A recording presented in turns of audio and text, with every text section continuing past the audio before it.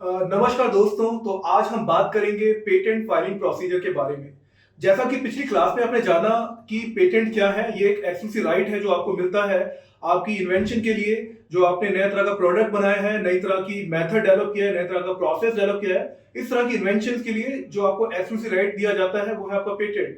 आज की क्लास में हम जानेंगे कि कैसे आप अपनी इन्वेंशन को पेटेंट रजिस्टर करा सकते हैं। What are the filing procedure for registering your patent? So, firstly, before filing your patent application, it's very important to know whether your invention is patentable or not. So, सबसे पहले जानना बहुत जरूरी है कि जो आपने इन्वेंशन, जो भी आपने नया प्रोडक्ट बनाया है, जो भी आपने नया प्रोसेस डेवलप किया है, मेथड डेवलप किया है, क्या वो एज पर पेटेंट लॉ के अंतर्गत उसको पेटेंट मिल सकता है या नहीं मिल सकता है। तो there are basically three criteria जो कि आपको फुलफिल करने होते हैं, जो कि आपको सेटिस्फाई करने होते हैं to become your invention, to make your invention eligible for patent. तो पहला जो इसका क्राइटेरिया दैट इज नोवेल्टी, दूसरा inventive step, and third criteria last one which is very important is industrial application. So अगर हम बात करें नोवेल्टी की, novelty means how your invention is new.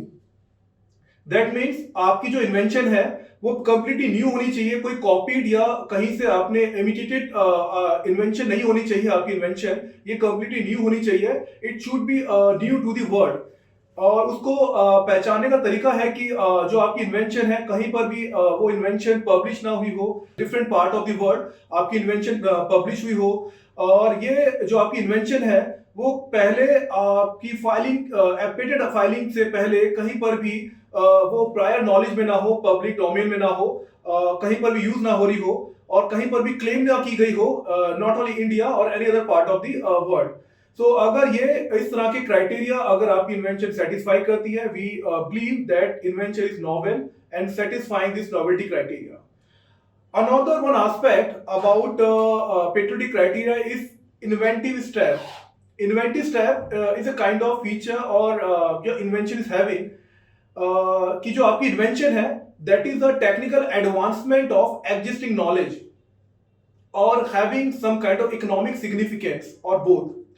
सो इसको पहचानने का तरीका है कि जो भी लोग हैं, जो कॉमन आदमी है जिसको थोड़ा डोमेन का नॉलेज है, जिस फील्ड में आपने अपनी इन्वेंशन को डेवलप किया है, if he says it is not obvious to that person, your invention is not obvious to that person, in that case we believe that invention is having that inventive step. यानी कि जो भी आपकी invention है it should be the advancement of the existing knowledge. That means it is adding some more value, some kind of more technical information to the existing knowledge. Third criteria जो है इसका है industrial application का। Industrial application means your invention is capable of being made or used in any kind of industry. किसी ना किसी industry में ये यूजेबल होनी चाहिए, इसका कोई ना कोई यूज होना चाहिए। तो ये बेसिकली थ्री क्राइटेरिया है एक इन्वेंशन को, एक नए प्रोडक्ट की इन्वेंशन को, नए प्रोसेस की इन्वेंशन को पेटेंट होने के लिए। तो दोस्तों अभी आपने जाना कि एक पेटेंट रजिस्टर करने के लिए क्या क्या रिक्वायरमेंट है, जो एक इन्वेंशन को सेटिस्फाई करनी पड़ती है, जो एक इन्वेंशन को की रिक्वायरमेंट होती है टू बिकम अ पेटेंट। अब हम बात करेंगे, अगर ये जो क्राइटेरिया, जो तीन क्राइटेरिया मैंने बताया, अगर आपकी इन्वेंशन सेटिस्फाई कर रही है, then how you can file your patent application. So अब हम बात करेंगे पेटेंट रजिस्ट्रेशन प्रोसेस की। तो यहाँ पर दो तरीके हैं आपके पास। अगर आपकी इन्वेंशन, जो मैंने आपको क्राइटेरिया बताए, तीन क्राइटेरिया जो मैंने बताया आपको, अगर आपकी इन्वेंशन उसको सेटिस्फाई कर रही है और आप उसको पेटेंट फाइल करना चाहते हैं, तो आपके पास दो ऑप्शन है अपनी एप्लीकेशन को फाइल करने के। पहला कि आप अपना एक प्रोविजनल स्पेसिफिकेशन के साथ अपने एप्लीकेशन को फाइल करें, और दूसरा कि आप कंप्लीट स्पेसिफिकेशन के साथ अपनी एप्लीकेशन को फाइल करें। तो अभी आप सोच रहे होंगे ये प्रोविजनल स्पेसिफिकेशन क्या है और ये कंप्लीट स्पेसिफिकेशन क्या है। तो हम बात करेंगे कि समटाइम्स जो एक इन्वेंटर होता है अपनी इन्वेंशन पे काम कर रहा है, लेकिन बहुत सारे रिजल्ट हैं जिनको अभी भी वैलिडेट करना है, बहुत सारी चीजें हैं जिसपे उसको अभी भी काम करना है। He is expecting more claims in his invention, लेकिन वो चाहता है कि जो उसकी इन्वेंशन है उसको एक प्रायोरिटी डेट मिले प्रोटेक्शन की। वो चाहता है कि जितना जल्दी हो जाए मेरी जो इन्वेंशन है वो उसको प्रोटेक्शन मिल जाए। तो ऐसे केस में अगर आपने थोड़ा बहुत वर्क किया है अपनी इन्वेंशन पे, आपने थोड़ा बहुत टेक्निकल डिस्क्रिप्शन पे काम किया है, कुछ आपने फाइंडिंग्स निकाली है, इस केस में अपनी जो अभी प्रोविजनल स्पेसिफिकेशन के साथ भी अपना पेटेंट आप फाइल कर सकते हैं। और आपका जो क्लेम है, जो आपका जो प्रायोरिटी जो डेट है, जिस डेट में आपने प्रोविजनल एप्लीकेशन फाइल की अपनी, वो आपकी प्रायोरिटी डेट बन जाती है, यानी उस डेट से आपको सारे पेटेंट के वो राइट मिलते हैं आपको। दूसरा जो ऑप्शन है कंप्लीट स्पेसिफिकेशन का, यानी कि आपकी इन्वेंशन पे आपने कंप्लीट सारे जो भी आपके वर्क थे आपने कर लिए हैं, सारे रिजल्ट्स आपने फाइंड आउट कर लिए हैं, और जो भी आपके क्लेम्स आप एक्सपेक्ट कर रहे थे अपनी इन्वेंशन पे, वो भी आप इवेल्युएट कर चुके हैं। तो इस केस में आप अपनी डायरेक्टली भी अपनी एप्लीकेशन को कंप्लीट स्पेसिफिकेशन फाइल कर सकते हैं। तो अगर मोटा मोटा कहें कि provisional specification and complete specification difference क्या है, क्या क्या रिक्वायरमेंट होती है, तो अगर आप अपनी एप्लीकेशन प्रोविजनल स्पेसिफिकेशन के साथ फाइल कर रहे हैं पेटेंट एप्लीकेशन, तो आपको बेसिकली 4 चीजें चाहिए उसमें जो इंपॉर्टेंट है, यानी कि आपकी जो डिस्क्रिप्शन है, एसेंशियल फीचर है जो इन्वेंशन के, उसको आप डिस्क्राइब कर पाए अपनी एप्लीकेशन में। आपकी जो इन्वेंशन का जो स्कोप है उसको आप लिख पाए अपनी एप्लीकेशन में। आप एक्सप्लेन कर पाए कि जो ब्रॉडर मैनर में किस तरह से वो काम कर रही है, कंप्लीट ना भी हो लेकिन ब्रॉडली आपकी इन्वेंशन किस डायरेक्शन में जा रही है उसके बारे में आप क्लेम कर पाए। ठीक है, एंड ये चीजें हैं आपकी, जो आप अगर आपके पास ये इंफॉर्मेशन है that is sufficient to file your application with provisional specification. दूसरा तो दोस्तों होता है पेटेंट फाइल करने का तरीका, दैट इज कंप्लीट स्पेसिफिकेशन, यानी एक फुल फ्लेज एप्लीकेशन अपनी फाइल कर रहे हैं। वहां पर जो इसके जो पार्ट्स होते हैं कंप्लीट स्पेसिफिकेशन के, उसमें आपकी इन्वेंशन का टाइटल होगा, फील्ड ऑफ इन्वेंशन होगी, कोई अगर आपने प्रायर आर्ट किया है, स्टेट ऑफ आर्ट किया है, या कुछ इंफॉर्मेशन है जो आपकी इन्वेंशन के बैकग्राउंड के बारे में बताती है, वो सब चीजें आपको देनी पड़ेंगी। जो भी आपकी इन्वेंशन का ऑब्जेक्टिव है, कुछ आपकी समराइज वे में आप अपनी इन्वेंशन को एक्सप्लेन कर पाए, और जो ब्रीफ डिस्क्रिप्शन है, ड्राइंग्स है, पिक्चर्स है इन्वेंशन की, वो आपको देनी होगी। और जो मोस्ट इंपॉर्टेंट पार्ट है आपका क्लेम, सो आपको क्लेम डिफाइन करने पड़ेंगे जो आपकी बाउंड्रीज तय करते हैं आपकी इन्वेंशन की, आपकी जो प्रोटेक्शन की बाउंड्रीज को जो तय करते हैं। सो ये अगर इंफॉर्मेशन है आपके पास इन्वेंशन में आपकी, तो ये आप कंप्लीट स्पेसिंग के साथ भी फाइल कर सकते हैं। तो ये तो 2 तरीके हुए आपकी एप्लीकेशन को फाइल करने के। सो अब हम बात करेंगे कि फाइल कैसे की जाती है एप्लीकेशन आपकी, फाइलिंग प्रोसीजर के बारे में बात करेंगे, क्या टाइमलाइंस है इनकी फाइल करने की। तो अगर आप अपनी एप्लीकेशन को प्रोविजनल स्पेसिफिकेशन के साथ फाइल करते हैं, यानी अगर आप पेटेंट ऑफिस में जाते हैं आइदर ऑनलाइन और ऑफलाइन, आप जब अपनी एप्लीकेशन को फाइल करते हैं प्रोविजनल स्पेसिफिकेशन के साथ, तो पेटेंट ऑफिस आपको 12 महीने का टाइम देता है। एंड इस 12 महीने के टाइम में आप अपनी इन्वेंशन में काम कर सकते हैं, आप अपनी इन्वेंशन को कंप्लीट कर सकते हैं। And within this 12 month period of time you required to file your application with complete specification. So जब भी आप अपनी एप्लीकेशन प्रोविजनल स्पेसिफिकेशन के साथ फाइल करेंगे, आपको 1 साल का समय मिलेगा, और उस बीच में अपना आपको सारा काम कंप्लीट करना है और अपनी एप्लीकेशन को फाइल कर देना है कंप्लीट स्पेसिफिकेशन के साथ। तो ये तो तरीका हो गया फाइल करने का। इन केस अगर आप इस 12 महीने के अंदर अपनी एप्लीकेशन को कंप्लीट नहीं कर पाते हैं और अपनी कंप्लीट स्पेसिफिकेशन के साथ अपनी एप्लीकेशन नहीं फुलफिल कर पाते हैं, तो क्या होगा। सो इस केस में अगर 12 महीने के अंदर अगर अपना कंप्लीट स्पेसिफिकेशन के साथ अपनी एप्लीकेशन फाइल नहीं कर पाते हैं, तो patent office will abandon your application, they will reject your application and abandon it. So this is a first case.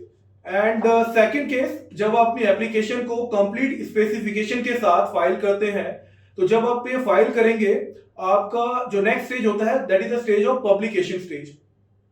सो यहाँ पर जो फाइलिंग स्टेज थी ये आपने पार कर ली, यानी आइदर आपने प्रोविजनल स्पेसिफिकेशन के साथ अपना एप्लीकेशन फाइल किया पेटेंट का, या फिर आपने कंप्लीट स्पेसिफिकेशन के साथ अपना पेटेंट एप्लीकेशन को फाइल किया।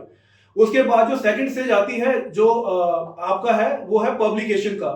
तो जिस दिन में आपने अपनी एप्लीकेशन को फाइल किया है, 18 महीने का समय होता है, 18 महीने के समय के अंदर पेटेंट ऑफिस आपकी एप्लीकेशन को पब्लिश कर देता है इन पेटेंट जर्नल।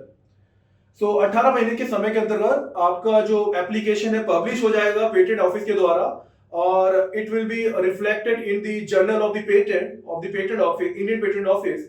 और उसके बाद यहां से आपका जो पीरियड शुरू हो जाता है जिसको कहते हैं प्री ग्रांट अपोजिशन पीरियड, यानी कि जब ये आपकी एप्लीकेशन पब्लिश हो जाएगी, ये अवेलेबल है पब्लिक डोमेन में, यानी लोगों को आपकी पेटेंट एप्लीकेशन के बारे में सारी इंफॉर्मेशन है। और इस केस में अगर कोई भी थर्ड पार्टी है, कोई भी आदमी है, कोई व्यक्ति है जो अपोज करना चाहता है आपकी एप्लीकेशन को, वो सिंपली एक रिप्रेजेंटेशन दे सकता है पेटेंट ऑफिस को और अपना एक अपोजिशन फाइल कर सकता है। So from the date of publication and up to the grant period of the patent application, this period is known as pre-grant opposition period. So अब आपकी एप्लीकेशन फाइलिंग के बाद 18 महीने के अंदर आपकी पब्लिश भी हो गई। So जो थर्ड स्टेज आता है आपका पेटेंट एप्लीकेशन का, that is request for the examination, यानी आपकी एप्लीकेशन पब्लिश हो चुकी है। अब उसके बाद आपको 48 महीने का टाइम मिलता है from the date of filing of your application, यानी आपकी जो फाइलिंग डेट से आपको 48 महीने का यानी लगभग 4 साल का टाइम मिलता है आपको। और इस टाइम के भीतर, इस टाइम के अंतर्गत आपको एक एप्लीकेशन डालनी होगी रिक्वेस्ट फॉर द एग्जामिनेशन, यानी कि आप रिक्वेस्ट करेंगे पेटेंट ऑफिस को कि आपकी एप्लीकेशन को एग्जामिन किया जाए। सो जब इस तरह का एप्लीकेशन पेटेंट ऑफिस रिसीव करता है, कंट्रोलर जनरल ऑफ पेटेंट जब इस तरह का रिक्वेस्ट आपका रिसीव करेंगे, he will assign your application to one of the examiner of the patent office, and after this assigning your application to the examiner, they will examine your application. So the fourth stage is examination of your application. That means your application will be examined by the examiner, and they will check all these criteria I have mentioned in my previous slide. So they will check all these criteria of the patentability, whether your invention is patentable or not. And after checking all these criteria, they will issue examination report, and this examination report is called FER, first examination report. So the next stage is issue of FER, issue of first examination report. So this examination report will be communicated to the applicant, यानी जिन्होंने भी application file की है उनको ये जो examination report है वो कम्युनिकेट की जाएगी, उनको बताया जाएगा। और जनरली इसमें क्या होता है कि कई बार आपकी जो एग्जामिनेशन रिपोर्ट में कई सारी डिस्क्रिपेंसीज होती हैं, कई सारी ऑब्जर्वेशन होती है जो पेटेंट ऑफिस ने इस पे फाइंड आउट की है, और वो सारी कम्युनिकेट की जाती है एप्लीकेंट को। और उसके बाद एप्लीकेंट के पास 6 महीने का टाइम मिलता है उसको कि जो भी इसकी त्रुटियां हैं, जो भी इसकी डिस्क्रिपेंसीज हैं एप्लीकेशन में, उनको दूर करे और एक सूटेबल रिप्लाई दे पेटेंट ऑफिस को। एंड कुछ स्पेशल कंडीशन में ये जो 6 महीने का टाइम है इसको और भी बढ़ाया जा सकता है, एक्सटेंड किया जा सकता है 3 महीने के लिए, यानी कि मैक्सिमम आपको 9 महीने का टाइम मिलेगा। और इस 9 महीने के भीतर आपको अपनी जो एप्लीकेशन है उसको जो भी डिस्क्रिपेंसीज है उसको आपको रिमूव करना है और एक सुटेबल रिस्पॉन्स आपको पेटेंट ऑफिस में सबमिट करना है। सो जब ये आप रिस्पॉन्स सबमिट कर लेते हैं पेटेंट ऑफिस में और पेटेंट ऑफिस को इसमें कोई भी और डिस्क्रिपेंसी नहीं मिलती है, उसको लगता है कि आपने जो भी रिप्लाई दिए हैं बहुत ही सेटिस्फैक्टरी रिप्लाई दिए हैं, and on that basis patent office will issue you grant of patent certificate. तो यहाँ पर जो लास्ट स्टेज है, यहाँ पर आपको पेटेंट ऑफिस आपको पेटेंट सर्टिफिकेट ग्रांट कर देता है, और after that you are the sole owner of your intellectual assets, your invention, and you can take all these benefit. Either you can license it, you can transfer it, and use this exclusive right granted by the patent office to you. So अभी आपने जाना कि क्या filing procedure है, क्या timeline है, कैसे आप अपनी एप्लीकेशन को फाइल कर सकते हैं। तो दोस्तों अभी हमने बात करी फाइलिंग प्रोसीजर के बारे में, कितना क्या क्या इसके प्रोसीजर्स हैं, कैसे कैसे जो स्टेप बाय स्टेप है इसकी फाइलिंग प्रोसेस का जो पेटेंट का। अब बात करेंगे how you can file your invention for the patent. So इसके लिए 2 तरीके हैं आपके पास। पहला, या तो अपनी एप्लीकेशन आप ऑनलाइन फाइल करें या फिर आप फिजिकली फाइल करें। अगर आप अपने एप्लीकेशन को फिजिकली फाइल करना चाहते हैं तो यहाँ पर 4 ऑफिस हैं।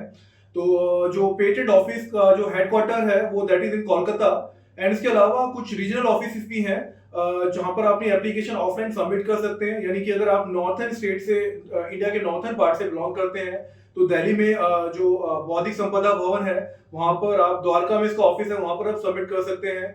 अगर आप ईस्टर्न पार्ट से हैं तो जो पेटेंट ऑफिस का हेडक्वार्टर ही है कोलकाता में, वहां पर अपनी एप्लीकेशन आप सबमिट कर सकते हैं। अगर आप वेस्टर्न पार्ट से हैं तो मुंबई पेटेंट ऑफिस में अपना एप्लीकेशन सबमिट कर सकते हैं। और अगर आप सदर्न रीजन से हैं तो चेन्नई में गिंडी में इसका ऑफिस है, वहां पर भी अपना एप्लीकेशन आप सबमिट कर सकते हैं। तो ये ऑफलाइन अपना एप्लीकेशन सबमिट करने का है आपका। अपार्ट फ्रॉम दैट, अगर आप अपनी एप्लीकेशन ऑनलाइन फाइल करना चाहते हैं तो ऑनलाइन फाइल करने के लिए आपको पेटेंट ऑफिस की एक वेबसाइट है, दैट इज ipindiaonline.gov.in।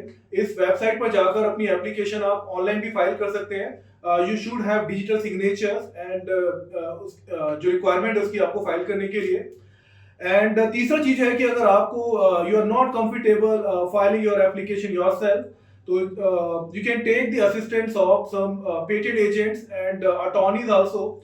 तो आप किसी भी ऑथोराइज एजेंट या अटॉर्नी की भी मदद ले सकते हैं एंड उनके द्वारा भी अपनी एप्लीकेशन को फाइल कर सकते हैं। These are the small introduction of patent filing procedures, and I hope this will give you a little bit understanding how you can file your invention as a patent.